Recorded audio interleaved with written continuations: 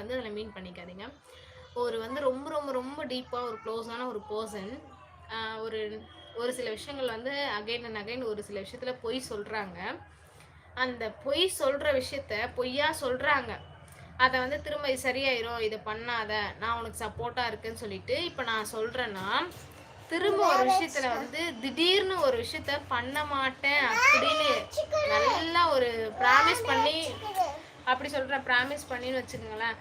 அப்படி ஒரு பொய் சொல்ல மாட்டேன் இதோட அப்படின்னும் போது நல்லா டீப்பா நம்பி இருக்க ஒரு பர்சன் திடீர்னு திரும்ப ஒரு பொய் அது வேற ஒருத்தர் மூலயமா வருதுன்னும் போது நம்மளுடைய மனநிலை எப்படி இருக்கும்? ரொம்ப அது கஷ்டமா தாங்க முடியாததா இருக்கும்.